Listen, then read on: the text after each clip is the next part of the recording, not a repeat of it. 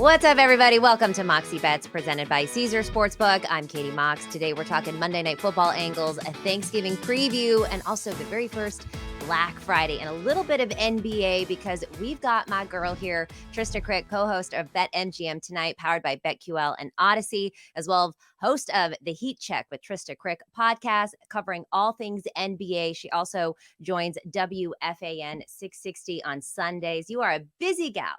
Yeah, man, just busier by the moment. It feels like I'm about to get into a move. Hopefully, like starting tomorrow. Wait, We'll okay. see. Where's this move? Just down the street. It's like Okay. 8 miles away. We're gonna see. I'm in the midst of a negotiation with the owner about whether I can get in tomorrow. There's obviously competing people, but it's been a mess. I'm supposed to be out December 1st, and I have not packed one box. Trysta. Not one box is packed. Moving, well, first of all, when you work in sports like we do, you move a lot. And I feel like in the last 3 years, I have moved, it's like 3 times at least, like once a year. So you kind of get used to it, although you never really get used to it. And I feel like I always think that it's going to take me less time and less boxes than it does. I'm like, oh, especially when I moved from LA to New York, I had to get rid of a lot of stuff because I knew I was going to be downsizing in terms of like the size of apartment because I had like a backyard in LA and all of these things. But then when I moved from LA to Connecticut, I was like, oh, I like barely have anything in this apartment. No, it still took me a long time. Still had to get rid of stuff. Still more boxes than I thought. Yeah, there was somebody who moved down the street from me, and this is gonna sound like kind of ghetto, but it's not. They had a professional moving company move these guys into their row home in DC, and they left all the like professional moving boxes on the street and gave them away. I'm like, Good. they've been used once. They're probably $300 worth of boxes. I will have those. I will take those right now. Sister, there's something that you can buy online where you buy like used boxes for moving and it's way cheaper. Oh, please, not ghetto at all. I absolutely do that. But anyways, let's get into a little bit of gambling. One, how did you do this weekend? I had a pretty decent betting weekend, actually. How'd you do? So I actually had a same game parlay with Hit? just touchdowns that hit. Hell Yeah, or yeah. actually it was a same game parlay, and then it was a touchdown parlay. Kyler Murray to score Uh-huh. anytime, CeeDee Lamb to score anytime, and Josh Dobbs to score anytime. Love So it. that was one. And then I hit another one that was Dobbs to score anytime, Singletary to score anytime, and Jalen Warren over 2.5 catches. So that was a 10-1 and a 13-1 parlay. Hashtag Princess of Parlays. Well, first of all, Princess of Parlays is an amazing nickname. I gotta play more parlays because I feel like I'm not. You're hitting all of these, and like, I'm sorry, sister, you can afford fresh boxes at this point. Buy all the boxes your heart's desire from UPS. That is amazing. Let's go ahead and recap some of the biggest games from Sunday's slate. The Lions beat the Bears. The Cardiac Cats comeback win. Bears led 26-14 with over 4 minutes left to play. Jared Goff had an interesting game because, I mean, to start things off, he threw 3 interceptions. He looked completely out of sorts. All of a sudden, the Bears defense looked like the 80s Bears defense. They were rough and tough and giving him a hard time. Then he comes back and he wins the game. I thought Justin Fields also was amazing. He ran for over 100 yards. He also made some big boy throws, certainly to DJ Moore. What did you think of this game? And did it tell you anything either about the Bears now that Justin Fields is back, or about the Lions? Because the Lions are one of the favorites to come out of the NFC. Yeah, man, I love this Lions team. Yeah. I was unfortunately on a Lions -7, and I thought it might come home. I thought if they didn't kick that ball out of bounds for a safety, that was going to be a touchdown. That would have been a rough beat because it was a real pros versus Joes game. A lot of people liked Bears. Bears went from 10.5-point underdogs to 7.5-point underdogs. I bought the juice to try to get the Lions for a touchdown. But along the way, all I kept thinking is Lions are going to win this game. I'm not worried about them. Even when he was throwing the 3 interceptions, you were like, no, the Bears are the Bears. Yeah, the Bears are going to do Bears things, but also Lions at home, resilient. We've got Dan Campbell getting these guys eating kneecaps and everything. So I just really like their receiving core. David Montgomery coming back, I think, was huge. He gets into the end zone. Jahmyr Gibbs gets into the end zone. Amon-Ra St. Brown was really good. Didn't get 100 yards, which he's been basically doing every single week. But yeah, it was an awesome fun game. Awesome, fun game. Makes me feel a little bit better about the Bears too and their future. I mean, I think they have a lot of talent. It's just that none of them are on the field at the same time. There's been a lot of chatter about Justin Fields. Is he the guy? Obviously, Eberflus as well.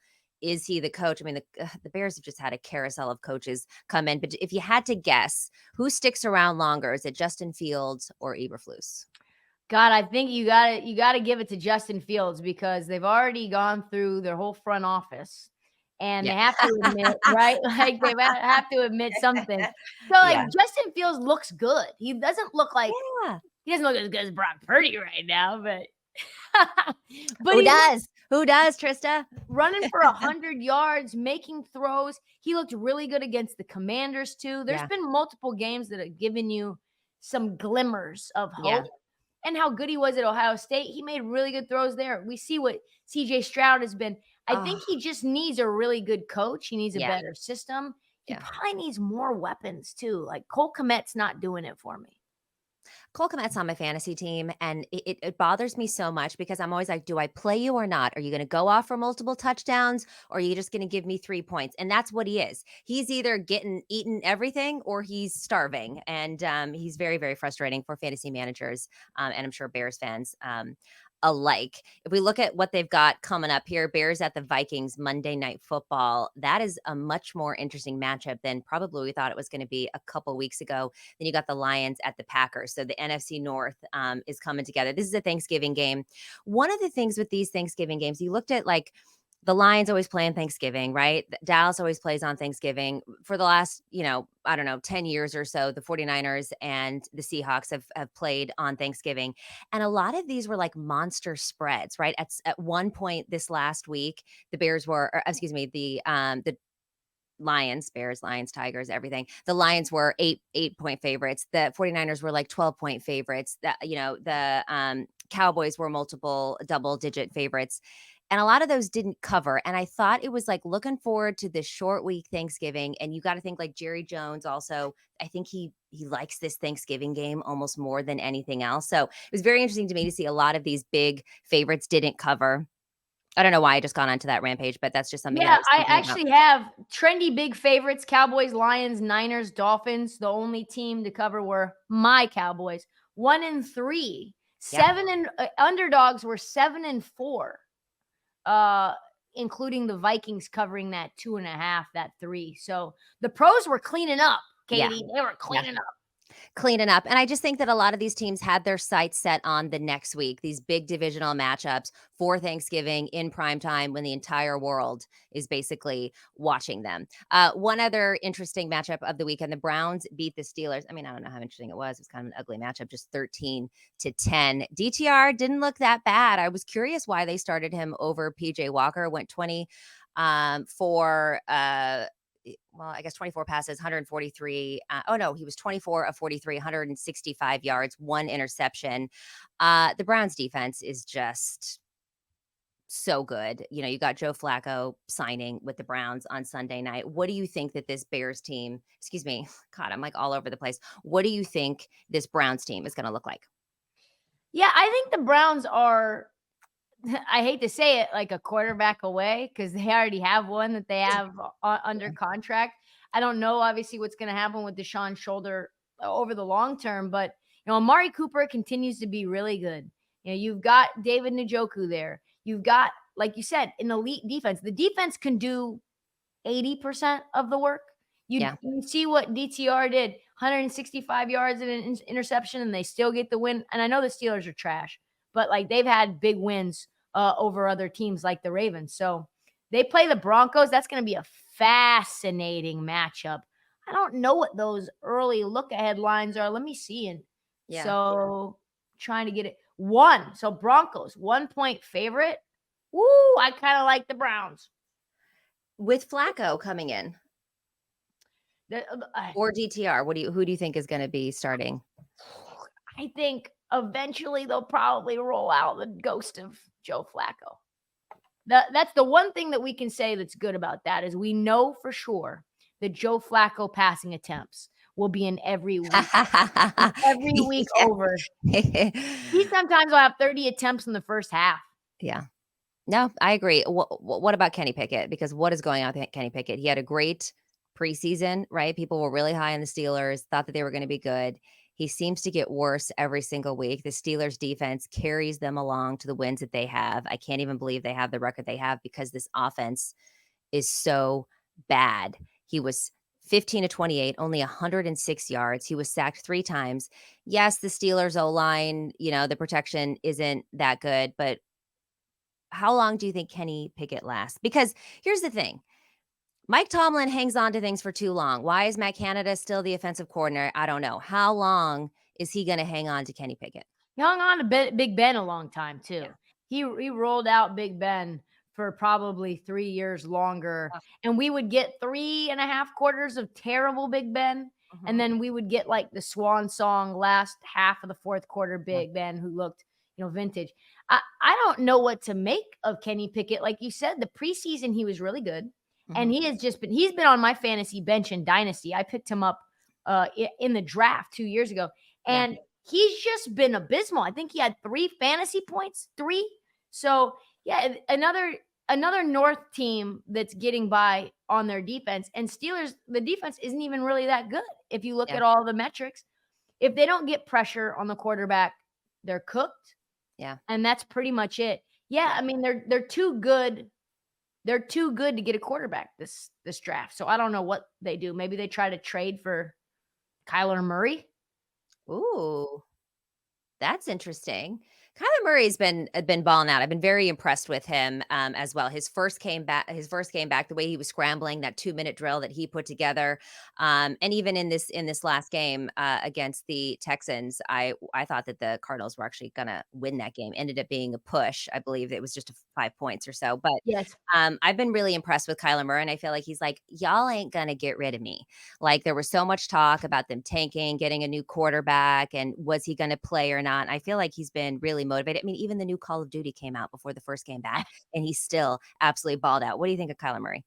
Kyler Murray's when he has time in the pocket, he's good. When the defense helps him out, and they're not injured like they were. Obviously, Budda Baker's huge for them. Yeah, they have weapons. I mean, Hollywood Brown is okay. I mean, he's not the best, right? He's not elite. He's not D-Hop, but he's okay. Yeah. You've got James Conner there, who's pretty good. They're Trey McBride. The Trey little tight end, second-year tight end has been killing it. Yeah, they have some young guys that are stepping up as well.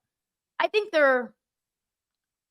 are what their record says they are, right? But I think that they're probably better than we imagined that they would be when Kyler Murray would come back. And we didn't know if they were going to even do that, right? We didn't know if they were going to try to sit him out all year to get the number 1 overall pick. Doesn't appear that Kyler Murray was allowing that to happen. No, it definitely doesn't. So let's move on to the most exciting game of the weekend. The 49ers beat the Bucs 27. Didn't cover though. You know what? I never take them against the spread. What I do every single week, Trysta, is I bet the 49ers team total to go over. It is hit in 7 of 10 games. Obviously, the 3-game losing streak, they did not get over 17. But when this offense is healthy, and you've got Purdy, obviously all of his weapons, and you've got Trent Williams in front, this team scores close to 30. So the team total is 26.5. They got to 27. That hit for me. But yes, they didn't cover. And like you said, these massive favorites going into Thanksgiving, I think they all were looking ahead. And this Bucs team is a lot better than I think people gave them, myself included, credit for to start the season. I thought they were going to be competing to one of the worst records with the Cardinals, and that was going to be a good bet there, but they've actually been pretty decent. And I do think that Baker Mayfield deserves some respect for what he has done with the Bucs. But Purdy had a perfect passer rating. It was the first time that a 49ers quarterback has thrown a perfect game since like 1989. I believe it was like Steve Young. 21 of 25, 333 yards, 3 touchdowns. Ayuk, kidding me? 156 yards and a touchdown. Fred Warner, on his birthday, by the way, 12 tackles. The 49ers started the season not getting any sacks. Everybody was like, "What is going on here?" We were all mad at Steve Wilks. He comes down to the sideline in that Jags game, and all of a sudden, everything changes. Of course, we also got Chase Young, but they've been sacking machines as of late. And I believe the 49ers, at least coming into this weekend, led the league with interceptions, the defense getting interceptions. What did you think of this game? Do you believe in Brock Purdy? Because, for some people, the jury is still out. Yo, the Niners, let's just stop with the BS, okay? When the Niners are healthy, this is the best team in football.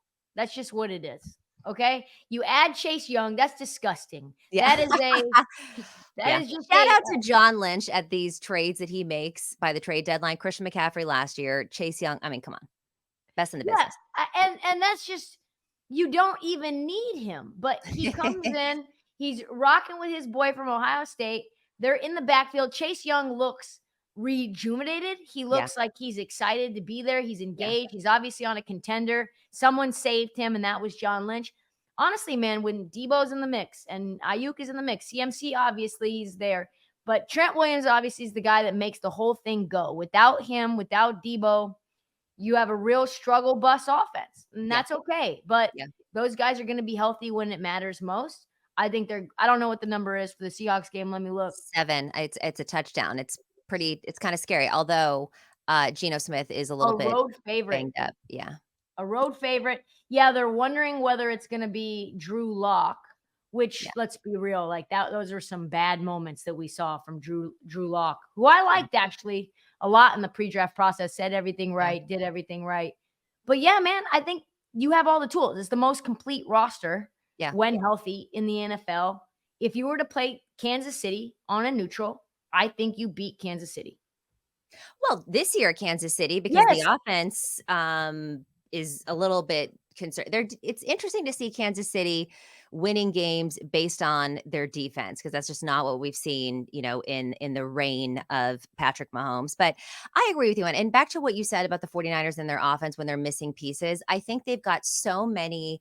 Like Debo can be a running back and a wide receiver. Christian McCaffrey does everything. He can even play quarterback if he wanted to. Juszczyk, George Kittle, all of these guys do everything. So it's so unpredictable. But if you take a couple of those out, the offense just becomes a lot more predictable. You can get those stops. And so I agree with you. If they're healthy, God willing, they can stay healthy.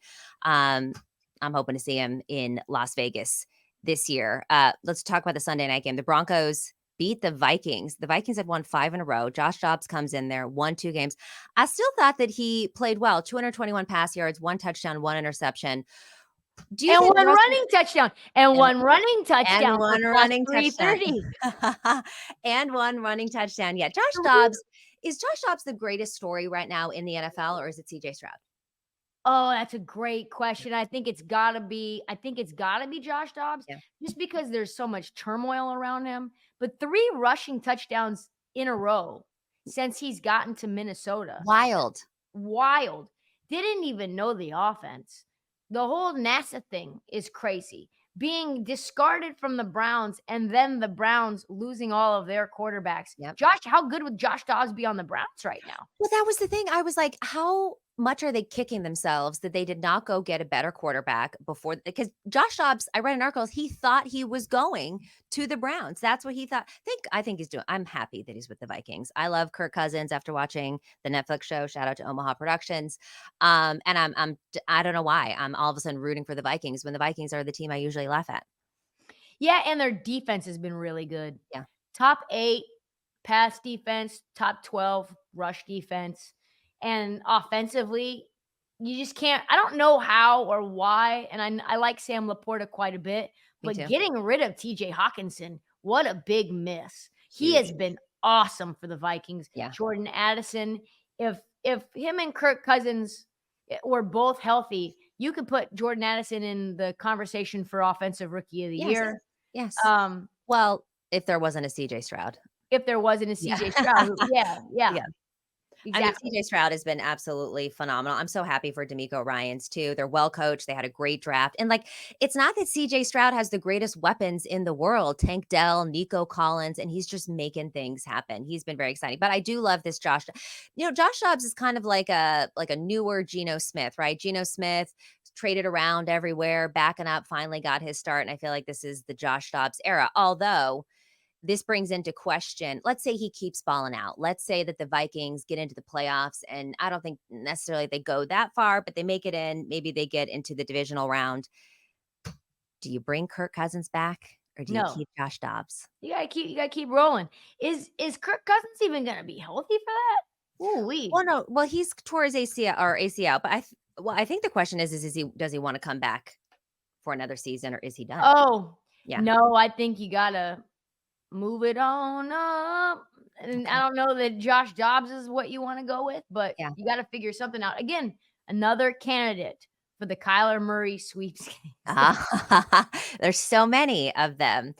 Okay, so let's take a quick break here. When we come back, we're going to talk Monday Night Football and preview Thanksgiving. You're watching Moxie Bets. We'll be right back. Why should you bet with Caesars Sportsbook? 2 words: Caesars Rewards. Every bet brings you closer to the type of benefits only Caesars can offer: hotel stays, VIP experiences, sports and concert tickets, and more. It's not just an app, it's an empire. Welcome back to Moxie Bets presented by Caesar Sportsbook, here with my girl Trysta Krick. Let's move on to Monday Night Football. There's so many storylines circling around this run, right? Eagles and the Chiefs. 1, it's a rematch of the Super Bowl last year. 2, it's the Kelsey brother, bowl, if you will. And 3, of course, the Andy Reid situation. So a lot of storylines circling around this. What is your I'm just gonna say I'm laying the 2.5 with the Chiefs. Patrick Mahomes just doesn't lose these games. If we learned anything at the Super Bowl, it's that Patrick Mahomes and the Chiefs are gonna win this way. They're gonna find, and by the way, the Kelseys and the Swifts are meeting at this game. Now, Taylor will not be there because she's in Rio. She's had some unfortunate things happen in Rio. It's been very hot. She's had to reschedule some things, but I've already heard reports that she will not be at this game. But the parents are meeting, which is a big deal. I don't know what to make of this, man. I think this relation I've said this a million times. Mhm. I think can you find love in an arranged relationship? Sure. Arranged. This Arranged. this has been arranged, Katie. By who? The Machine. Oh, the machine. Oh, is The this like back to like Machine. the Disney characters, the machine, that thing? Do you The ever hear that the conspiracy pe I theory? don't know that one, no. Oh, well, I'll tell I'll you at have a to later time, yeah, yeah. we'll have to take that one offline. No, the PR machine monster that is probably CAA or whoever they're with, Mhm. and they're like they have a we'll call it a kismet Mhm. interaction, a coinky dink, and then the PR people jump on like vultures and they say, "Oh, we should make this a thing. Like you guys should lean into this. Lean into it. Go to the game. Just see how it goes." Like, and then that remember we saw that first awkward game. She touches his hand, kind of like, "Ugh, I don't think they've ever met before. And then like they just keep going with it. The social media interactions go crazy. Taylor Swift ticket sales. She's got a movie coming out that she's self-producing. You got Jason Kelsey, sexiest man on earth. Like, give me You a think that break. wasn't part of the machine? That was all part of the package, baby. You got Travis Kelsey at Dick's Sporting Goods now. Their Yeah. podcast numbers are going through the roof. His social media, it's a win-win. Can they find love in a hopeless place? Sure. Will they? I don't know, man. I Okay. don't buy it. A pessimist. A pessimist. You know what it is Yeah. in LA. We knew Yeah. about Katie Holmes and Tom Cruise. Oh, We we did. knew we knew Oh, we about did. Will Smith and Jada. Oh, They we can't did. pull the wool under over our eyes. You know what? I've been believing this, but once you bring it, I remember the Katie Holmes thing, and I knew from the beginning that it was a 5-year deal. And what happened after 5 years? They end up getting divorced, and that was something that was talked about from the very beginning in those. Yeah, in those. And look, I worked in PR in LA, so I just hope so. I think they're so cute. But what's your best bet on this game? All right, so number 2 wide receivers go crazy. The last time actually I was on your show was Eagles-Chiefs. So Yes. little nostalgia. We were at the Super Yeah. Bowl together. So number 1 wide receivers against the Chiefs have been shut all the way down. That's basically it. You got Spags, one of the best in the business, and his entire game plan is to shut your number 1 all the way out of things. You saw Justin Jefferson get nothing going. So Yep. number 2 wideouts and slot guys have been having the best success. So I actually like our man Devontae Smith. Love that. Devontae Smith, not a full-time slot guy, but he'll Yeah, play there a little bit. And he went nuts against the Chiefs twice so far this year. right. 7 catches for 100 yards in the Super Bowl, 7 catches for 122 yards on October 3rd, 2021. So it's a good matchup for him. 57.5 receiving yards is all it is for Smitty, and I love it. I like him for a touchdown too. I was reading somewhere he's had, I think, 2 consecutive games finding the end zone. So yeah, I mean, I love this. Like you said, number 2 wide receivers go off. So maybe sprinkle a little bit on a touchdown as well. But that is a very good play.